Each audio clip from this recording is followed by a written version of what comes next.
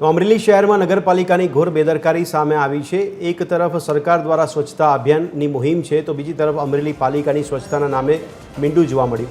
આરોગ્ય વિભાગના training centre તેમજ જિલ્લા ક્ષય કેન્દ્ર પાસે ભૂગર્ભ ગટરોના ગંદાતા પાણી રસ્તા પર વહેતા થયા।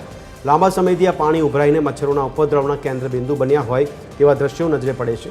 અહીં તળાવની માફક ભરાયેલ ગટરોને પાણીમાંથી પસાર થતા લોકો પણ જતા આવતા જોવા મળ્યા। લોકોના આરોગ્ય ઠીક કરતા આરોગ્ય કર્મચારીઓના આરોગ્ય સામે જ મોટો ખતરો છે। એક તરફ ગુજરાતમાં કોરોનાએ ફરી માથું ઉચક્યું છે, તો બીજી તરફ અમરેલી પાલિકાની સ્વચ્છતા સામે પણ અનેક સવાલો ઉઠી રહ્યા છે।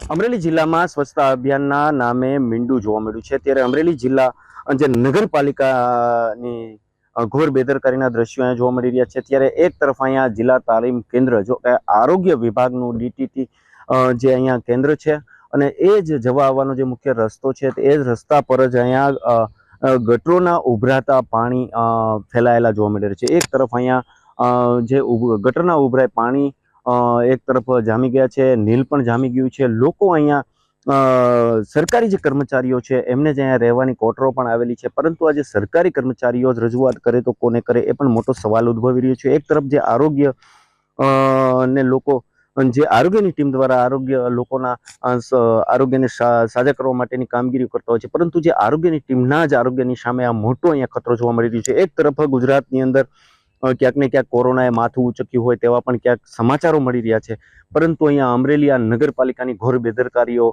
અને જે સરકારનું જે સૂત્ર છે સ્વચ્છતા અભિયાન એ ક્યાંક ને ક્યાંક નગરપાલિકા દ્વારા અહીંયા જે સૂત્ર છે એ ઝીરો જોવા મળી રહ્યું છે, પરંતુ અહીંયા લોકોના આરોગ્યની સામે મોટો ખતરો આપણે કહી શકીએ છીએ।